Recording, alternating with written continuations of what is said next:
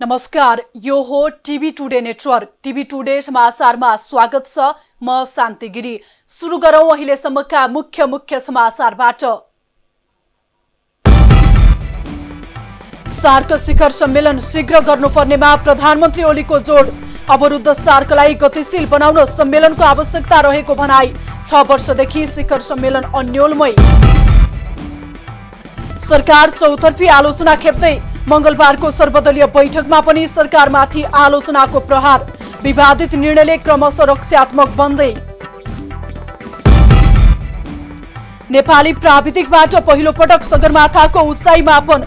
सगरमाथाको उचाइ 86 सेन्टिमिटरले बढ्यो। 66 वर्षपछि नेपालबाटै प्राविधिक सर्वे। संघ र प्रदेश बीच बलियो सम्बन्ध भएको पर्यटन मन्त्री भट्टराईको भनाई। दुई सरकार बीचको सानातिना विवाद स्वाभाविक भएको दावी। लोकतान्त्रिक शक्ति बीच समन्वयमा जोड।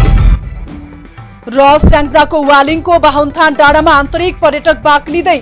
प्रकृतिदेखि ऐतिहासिक सम्पदाको अब्बल गन्तव्य बन्दै। आवश्यक पूर्वाधार र प्रवर्धनमा जोड। अब समाचार विस्तारमा। प्रधानमन्त्री केपी शर्मा ओलीले दक्षिण एसियाली क्षेत्रीय सहयोग संगठन सार्कको शिखर सम्मेलन शीघ्र गर्नुपर्नेमा जोड दिनु भएको छ। 36औं सार्क चार्टर डेको उपलक्ष्यमा शुभकामना दिँदै प्रधानमन्त्री ओलीले स्थापनाको 36 वर्षमा सार्कले साझा फोरमको रूपमा धेरै ठोस प्रगति गरेको र साझा समझदारी र सहकार्यबाट प्रवर्धन गरेको बताउनु भएको छ। अवरुद्ध सार्क प्रक्रियालाई ताजा गति दिनका लागि शिखर सम्मेलन शीघ्र पर्नेमा उहाँले जोड दिनुभयो।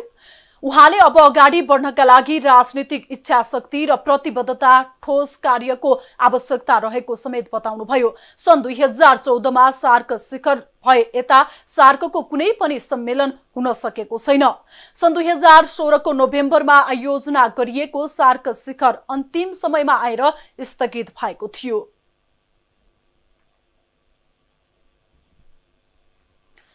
पछिल्लो समय मुलुकमा बढ्दै गएको असन्तुष्टिसँगै छिमेकी सक्रियतापछि सरकारले सर्वदलीय बैठकको आयोजना गर्यो। 2074 फागुन 21 यता सरकारले मंगलबार सहित 2 पटक सर्वदलीय बैठकको आयोजना गरेको हो। राष्ट्रिय संकटको किनारा लगाउन राष्ट्रिय शक्तिहरू बीचको छलफल हुनु राजनीतिक रूपमा सकारात्मक मानिन्छ। यद्यपि सरकारी समस्याको निदान गर्न क्रमशः असफल हुँदै आएको छ। हरेक मुद्दामा धक्का खाँदै जाँदा सरकार आलोचना खेप्दै आएको छ। राष्ट्रिय संकटको समाधान गर्न सरकार क्रमशः असफल हुँदै गएको छ। विशेष गरी कोरोना महामारीदेखि जनजीविका राष्ट्रिय सरोकारका विषयमा सरकार कमजोर बन्दै गएको हो। नागरिक महामारीमा रोग र भोकले प्रताडित भए पनि सरकार यावत समस्याको हल गर्न सफल हुन सकेको छैन। सत्तारूढ भित्रको विवादले सरकार आफै अलमलमा छ। सरकारका दैनिक प्रशासन फितला भएका छन्। प्रशासनमा भ्रष्टाचारको जालो विस्तार हुँदै गएको छ। कुशासन र भ्रष्टाचारका कारण सडकमा असन्तुष्टि बाक्लिँदै गएको छ। शक्तिशाली सरकार भएर पनि सरकारको हरेक निर्णय विवादित बन्दै गएका छन्। सरकारको अदूरदर्शी निर्णयले लोकप्रिय कामहरू समेत छायामा परेका छन्। शक्तिशाली सरकारलाई आफ्नै पार्टीदेखि सडकमा बाक्लिँदै गएको असन्तुष्टिको सामना गर्न हम्मे भएको छ र देशभरि आम जनतादेखि लिएर विपक्षी दलका नेता कार्यकर्ताहरूले त्यो दमन भोगिरहेको, त्यस्तै गरेर चाहिँ यो विभिन्न अध्यादेश मार्फत देशलाई चलाउन खोजेको र यो संसद पनि नबोलाइएका यी तमाम विषयलाई हामीले गम्भीर रूपमा उठायौँ र यो अहिलेको असन्तुष्टि भने मूलभूत रूपमा वर्तमान सरकारप्रतिको असन्तुष्टि हो। घरेलु राजनीतिसँगै अन्तर्राष्ट्रिय शक्तिको केन्द्रको दबावमा परेको सरकार आक्रामक भन्दा रक्षात्मक बन्दै गएपछि सरकार सर्वदलीय छलफलमा जुटेको छ। भारतबाट अतिक्रमित भूमि फिर्ताका लागि सरकारले सर्वदलीय छलफल गरेको थियो। सन् 1962 यता भारतबाट अतिक्रमित भूमि फिर्ताका लागि सरकारले चालेको कदम ऐतिहासिक रह्यो। तर सरकारले सार्वभौम संसद र राष्ट्रिय शक्तिहरूबाट पाएको असाधारण समर्थनलाई टिकाउन सकेको छैन। स्वास्थ्य सामग्री वितरणमा रोक लगाएपछि छिमेकी प्रभावमा परेको आलोचना सरकारले खेप्दै आएको छ। सडकमा आन्दोलन भएको कुरामा हाम्रो पूर्ण रूपमा नैतिक समर्थन छ भनेर हामीले भन्यौँ। र अब यसको समाधान के त भन्दाखेरि हामीले यही संविधानभित्रमा हिन्दू राज्यको स्थापना गर्न सकिन्छ कि सेक्युरिटी प्रिन्टिङ प्रेस खरिददेखि सो अध्याय सामग्री वितरणमा विवादित बन्दै आएपछि सरकार क्रमशः आलोचनाको खातको सामना गर्न बाध्य भएको छ। चौतर्फी घेरा तथा पछिल्लो समय सडक आन्दोलनपछि सरकार छलफलतिर लागेको हो। मंगलबार सरकारले बोलाएको सर्वदलीय छलफलमा पनि सरकारमाथि तीव्र असन्तुष्टि पोखियो। आवश्यक सुझाव दिनुपर्ने छलफलले सरकारमाथि खनिनुले सरकार क्रमशः एक्लो बन्दै गएको प्रष्ट हुन्छ। राष्ट्रिय समस्याको हल गर्न राष्ट्रिय शक्तिबीचको छलफल आयोजना गर्नु सकारात्मक भए पनि सरकारले सर्वदलीय छलफललाई पनि परिणाममुखी बनाउन सकेको छैन। यसर्थ सरकारले गर्दै आएका हरेक विवादको सही जवाब दिँदै आगामी दिनमा यस्ता गल्ती नदोहोरिने सुनिश्चितता गर्न सकेमा राष्ट्रिय समस्याको हलसँगै राष्ट्रिय एकता पनि बलियो हुन सक्छ। टिभी टुडे एचडी टेलिभिजन राजनीतिक ब्युरो काठमाडौँ। भौतिक पूर्वाधार तथा यातायात मन्त्री बसन्त कुमार नेमुवाङले स्वयम्भू क्षेत्रलाई संरक्षण गरी चक्रपथ सडक विस्तार कार्यलाई अगाडि बढाइने बताउनु भएको छ। स्वयम्भू विश्व सम्पदा क्षेत्र बचाउ अभियानका अभियन्ताहरूसँग मंगलबार भेट गरी स्वयम्भू क्षेत्रलाई जोगाएर सडक विस्तारको कार्य गरिने बताउनु भएको हो। हाम्रो आवश्यकीय डिजाइन बाटो निर्माणको मापदण्डहरू हैन युनेस्को एउटा प्रावधानहरू र पुरातत्व हामी सरकार अन्तर्गतका एउटा अर्को निकाय पुरातत्व विभागले गर्न सक्ने कुराहरू भित्र रहेर कम्तीमा पनि हामीले एउटा कुराहरू मिनिमम अन्डरस्ट्यान्डिङ यहाँले अघि प्राविधिक ढङ्गले पनि कोरेर देखाउनु भएको छ। कम्तीमा पनि एउटा कुराहरू त्यो जुन बोधि चैत्यको कुराहरू छन्, हजार बुद्धको मन्दिरको कुराहरू छन्, हजार बुद्धको मन्दिरको कुरालाई कुनै पनि हालतले हामीले जोगाउनु पर्छ भन्ने कुरामा हामीले अन्डरस्ट्यान्डिङ आजकै दिनमा गरिसकेका छौँ। अघि छलफलमा स्वयम्भू विश्व सम्पदा क्षेत्र बचाउ अभियानका संयोजक नोर्बु शेर्पाले अहिले डिजाइन गरिएको सडक विस्तार योजना अनुसार स्वयम्भूको महत्वपूर्ण भाग बौद्ध कला सहित निर्मित पर्खाल र 75 फिट अग्लो 1000 बुद्ध सहितको बोधि चैत्य रहेको क्षेत्र भत्काइनु पर्ने भएकाले विरोध गरिएको बताउनुभयो। सरकारले चक्रपथ विस्तारको दोस्रो अभियान अन्तर्गत कलङ्कीदेखि महाराजगञ्ज हुँदै धोबी खोलासम्मको सडक क्षेत्र विस्तार गर्दैछ। समाचारमा पालो छोटो विश्रामको।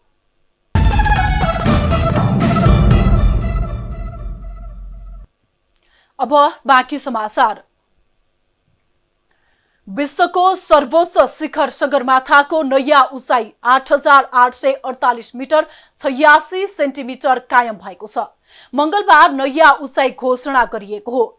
नेपाल र चीनद्वारा संयुक्त रूपमा नयाँ उचाइ घोषणा गरिएको हो। 66 वर्षपछि नेपाल आफैले सगरमाथाको उचाइ मापन गरेको र त्यसलाई छिमेकी चीनले समेत स्वीकार गरेको छ। सगरमाथाको नयाँ उचाइले यो समुद्री सतहबाट 8848.86 मिटर अग्लो भएको पुष्टि गरेको छ। सगरमाथाको उचाइको इतिहास हेर्ने हो भने यसलाई धेरै पटक मापन गरिसकिएको छ। सन् 1847 मा ब्रिटिस सरकारले सगरमाथाको उचाइ 8778 रहेको अनुमान गरेको थियो। सन् 1949 देखि 1952 सम्म इस्ट इन्डिया कम्पनीका जनरल जर्ज एभरेस्टले सगरमाथाको उचाइ 8840 भएको तथ्य पेश गरेका थिए। सन् 1954 देखि सन् 1956 सम्म पीएल गुलाटीले गरेको सर्वे अनुसार सगरमाथाको उचाइ 8848 घोषणा गरिएको थियो, जुन नेपालले आधिकारिक मान्यता दिएको थियो। सन् 1992 मा इटालियन प्राविधिकको टोलीले गरेको मापन अनुसार सगरमाथाको उचाइ 8848.65 मिटर रहेको बताइएको थियो, तर त्यसलाई आधिकारिक मापन मानिएको थिएन। सन् 1979 मा अमेरिकाको नेशनल ज्योग्राफी सोसाइटीले जीपीएसको सहायताले सगरमाथाको उचाइ 8850 मिटर निकालेको थियो। हिमालय क्षेत्रको मुनि रहेको भूगर्भमा भारतीय र युरेसियाली प्लेटको हलचल जारी रहेकाले हिमालयको उचाइ बढिरहने भूगर्भविदहरू ठान्छन्। 8848 मिटरलाई नै सगरमाथाको आधिकारिक उचाइ मान्दै आएको नेपालले 66 वर्षपछि पहिलो पटक आफैले सगरमाथाको उचाइको सर्वे गरेको हो। 2072 सालको भूकम्पपछि सगरमाथाको उचाइ घटबढ भएको हुन सक्ने अनुमान गरिएको थियो। यसको उचाइको मापन नापी विभागको नेतृत्वमा 2 वर्ष लगाएर गरियो। ग्लोबल नेभिगेसन स्याटेलाइट सिस्टमको प्रयोग गर्दै सगरमाथाको उचाइ लिइएको हो। फिल्ड सर्वेक्षणबाट प्राप्त तथ्याङ्क नापी विभागकै जनशक्तिबाट नेपालकै प्रयोगशालामा प्रशोधन तथा मित्र राष्ट्र चीनका समकक्षी प्राविधिक तथा निर्देशक समिति तहमा छलफल भई संयुक्त रूपमा सगरमाथाको उचाइ मापनको परिणाम तय भएको हो, जुन उचाइलाई छिमेकी मुलुक चीनले पनि मान्यता दियो। सगरमाथा शिखरमा सन् 1953 मे 29 तारिकमा नेपालका तेन्जिङ नोर्गे शेर्पा र न्युजिल्यान्डका सर एडमन्ड हिलारीले प्रथम मानव पाइला राखेका थिए। त्यसपछि विश्वको सर्वोच्च शिखरमाथि विजय प्राप्तिका लागि समग्र संसार नै लालायित भयो। पृथ्वीकै सर्वाधिक उचाइ लिएर अग्लिएको यो सर्वोच्च टाकुरोको नयाँ उचाइले नेपालको गौरवलाई नयाँ उचाइमा मात्रै होइन, नेपाली प्राविधिकले पहिलो पटक सगरमाथाको मापन गरेर प्रविधिमा समेत नयाँ आयाम थपिएको छ। टिभी टुडे एसडी टेलिभिजनका लागि शिक्षा ब्युरोको साथमा ममता थापा, काठमाडौँ। संस्कृति पर्यटन तथा नागरिक उड्डयन मन्त्री योगेश भट्टराईले संघीय सरकारले प्रदेश 2 सरकारसँग घनिष्ठ सम्बन्ध राखेको बताउनु भएको छ। जनकपुर विमानस्थलको नयाँ टर्मिनल भवनको मंगलबार उद्घाटन गर्दै मन्त्री भट्टराईले संघीय सरकार र प्रदेश 2 बीच घनिष्ठ सम्बन्ध रहेको बताउनु भएको हो। संघीयताको अभ्यासमा केही सानातिना विवाद हुनु सामान्य भएको भन्दै मन्त्री भट्टराईले संघीयताको अनुभव नभएकाले यस्ता समस्या आउने गरेको बताउनुभयो। संघीय सरकारको नीति सबै प्रदेश र स्थानीय तहसँग प्रगाढ सम्बन्ध बनाउँदै बलियो समन्वयको आधार तयार पार्ने भएको बताउनुभयो। सहकार्यको संघीयता हो। समझदारी र सहकार्यका साथ संविधानले उल्लेख गरेका काम कर्तव्य अधिकारहरूलाई पालना गर्दै आफ्नो जिम्मेवारी र जवाफदेहितालाई अगाडि बढाउँदै समग्रमा हाम्रा सम्माननीय प्रधानमन्त्रीज्यूले भने जस्तै समृद्ध नेपाल र सुखी नेपालीको त्यो अभियान। त्यसैगरी मन्त्री भट्टराईले 250 वर्षीय शाहवंशीय शासनबाट संघीय लोकतान्त्रिक गणतन्त्रमा प्रवेश गरेको अवस्थामा सम्पूर्ण पार्टी बीच समन्वय र सहकार्य अझै प्रगाढ बन्दै जानुपर्ने बताउनु भएको छ। संघीय लोकतान्त्रिक गणतन्त्र आइसकेको अवस्थामा पुनः पुराना कतिपय घटनाहरू हाम्रो मानसपटलमा आइरहेका छन्, पुनरावृत्ति हुने हो कि भन्ने खतरा समेत रहेको बताउनु भएको छ।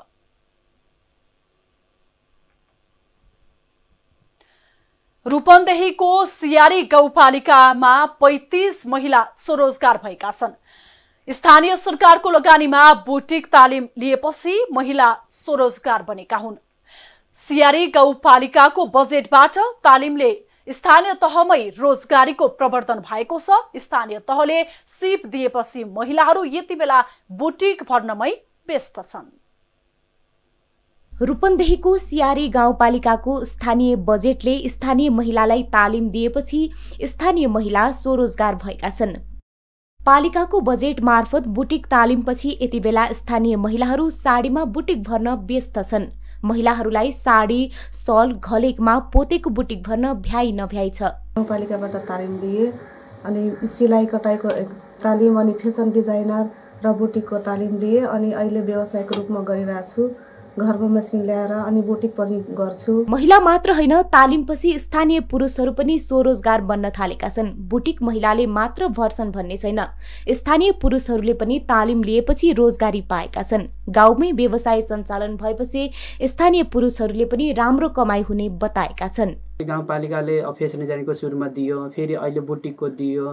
बुटिकको लेभल 1 2 को दुईटै कोर्स सिकेछु अनि त्यसमा बुटिक गरेर सालहरू साल अनि कमर बेल्ट, घुङ्टो, क्राउनहरू, सुर्के थैली, सुटहरू भए। अब कुनै धागो, जरीले यस्तै थुप्रै विभिन्न तरिका छन्। त्यो गर्दा तालिम सिकेर व्यवसाय पनि अहिले राम्रै चलिराखेको छ। सियारी गाउँपालिकाको तालिमबाट 35 जनाले रोजगारी सिर्जना गरेका छन्।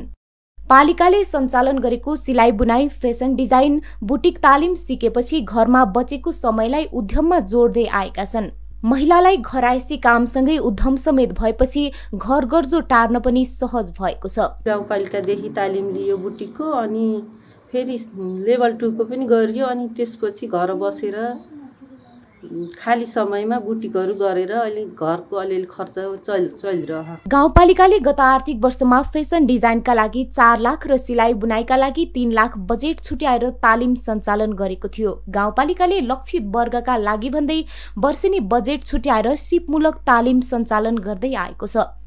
तालिममा सहभागी भएर सिप सिकेकालाई अनिवार्य काम गरेर देखाउनु पनि प्रावधान छ।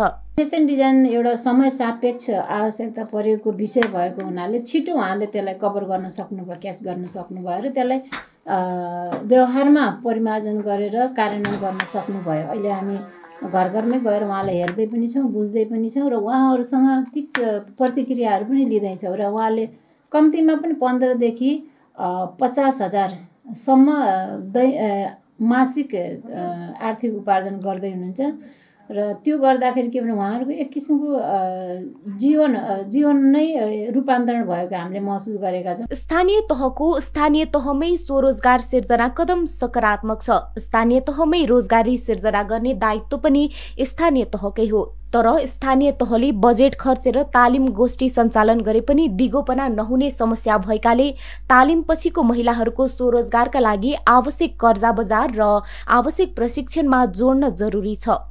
टिभी टुडे एसडी टेलिभिजनका लागि जिल्ला ब्युरोको सहयोगमा रूपन्देही सहकर्मी चन्द्रकान्त खनालको रिपोर्ट।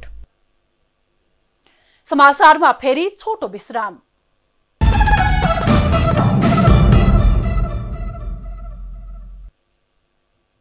अब आर्थिक समाचार।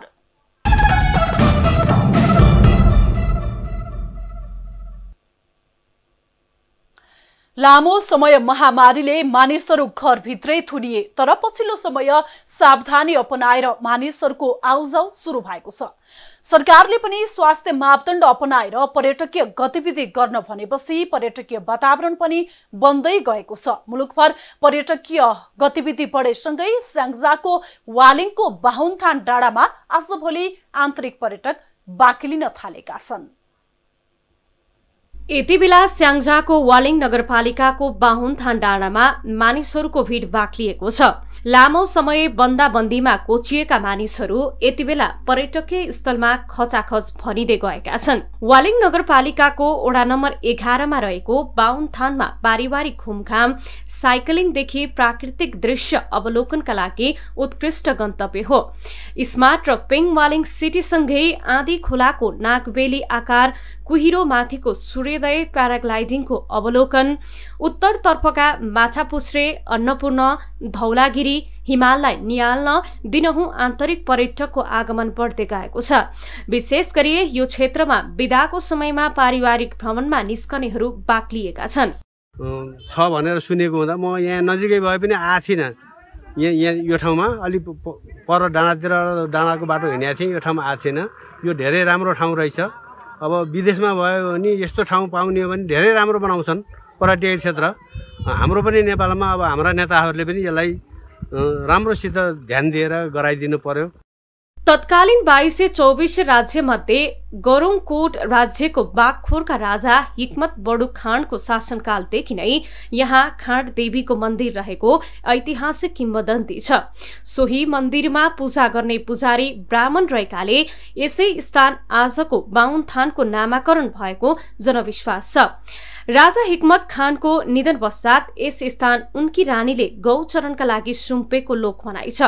समुद्र सतहदेखि करिब 2960 फिट उचाइमा पर्ने उक्त स्थान पोखरा लुम्बिनी जस्ता ठूला पर्यटकीय क्षेत्रलाई जोड्ने सिद्धार्थ राजमार्गबाट करिब 6 किलोमिटर उत्तरमा छ।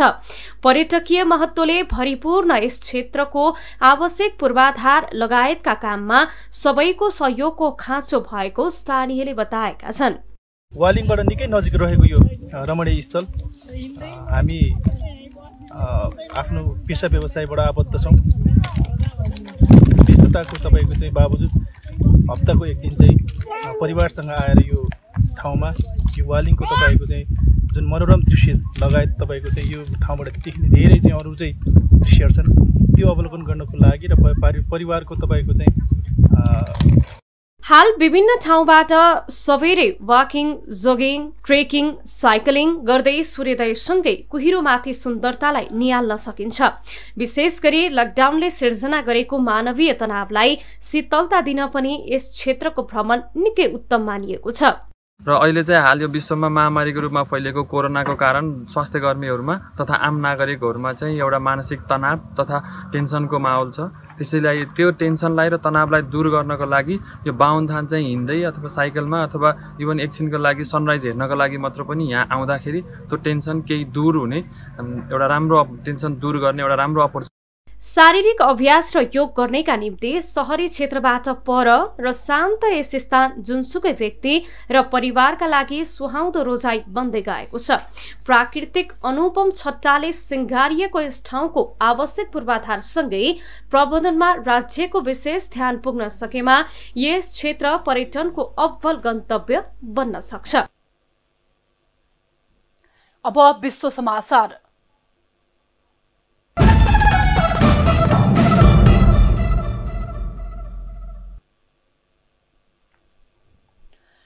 बेलायतले कोरोना भाइरस विरुद्धको सार्वजनिक खोप कार्यक्रम सुरु गरेको छ। यो कार्यक्रमको सुरुवातमा मंगलबार उत्तर आयरल्यान्डकी 90 वर्षीय महिलालाई पहिलो कोरोना खोप दिइएको हो।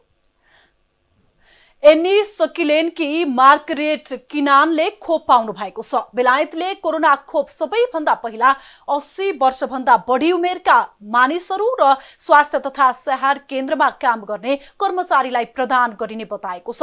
बेलायतले सबैभन्दा पहिला अति जोखिमपूर्ण समूहलाई यो खोप लगाउने र जनजीवन सामान्य अवस्थामा फर्काउने तयारी गरिरहेको छ। अब खेल समाचार।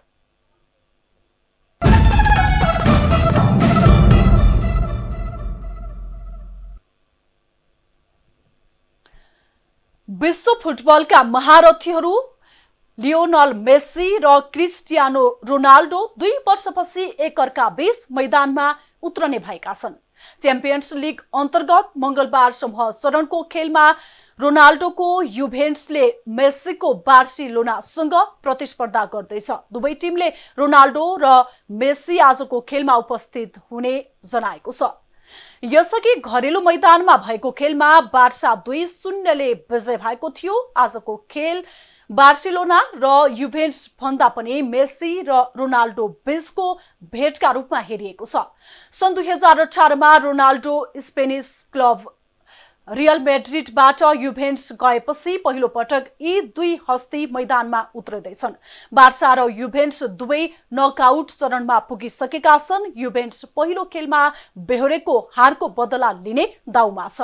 च्याम्पियन्स लिगमा मंगलबार राति एकै समूहमा नेपाली समय अनुसार पौने 2 बजे 8 खेल हुँदैछन्।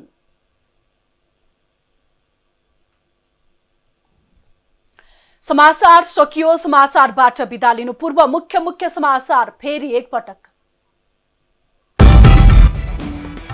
सार्क शिखर सम्मेलन शीघ्र गर्नुपर्नेमा प्रधानमन्त्री ओलीको जोड। अवरुद्ध सार्कलाई गतिशील बनाउन सम्मेलनको आवश्यकता रहेको भनाई। 6 वर्षदेखि शिखर सम्मेलन अन्योलमय। सरकार चौतर्फी आलोचना खेप्दै मंगलबारको सर्वदलीय बैठकमा पनि सरकारमाथि आलोचनाको प्रहार। विवादित निर्णयले क्रमशः रक्षात्मक बन्दै। नेपाली प्राविधिकबाट पहिलो पटक सगरमाथाको उचाइ मापन। सगरमाथाको उचाइ 86 सेन्टिमिटरले बढ्यो। 66 वर्षपछि नेपालबाटै प्राविधिक सर्वे। संघ र प्रदेश बीच बलियो सम्बन्ध भएको पर्यटन मन्त्री भट्टराईको भनाई। दुई सरकार बीचको सानातिना विवाद स्वाभाविक भएको दावी। लोकतान्त्रिक शक्तिबीच समन्वयमा जोड। र स्याङ्जाको वालिङको बाहुनथान डाँडामा आन्तरिक पर्यटक बाक्लिँदै। प्रकृतिदेखि ऐतिहासिक सम्पदाको अब्बल गन्तव्य बन्दै। आवश्यक पूर्वाधार र प्रवर्धनमा जोड। हामीलाई TV today Nepal apps download गरी विश्वभरि प्रत्यक्ष हेर्न सक्नुहुनेछ। साथै www.tvtoday.news.com मा गई हेर्न र पढ्न सक्नुहुनेछ भने फेसबुक, युट्युब र ट्विटरमा समेत फलो गर्न सक्नुहुनेछ। विकास निर्माण र जनसरोकारका विषयमा हाम्रो आवाज जारी छ। अहिलेलाई सम्पूर्ण समाचार युनिटका साथ म शान्ति गिरी पनि बिदा चाहन्छु। टिभी टुडे एचडी हेर्दै गर्नुहोला। नमस्कार। हो।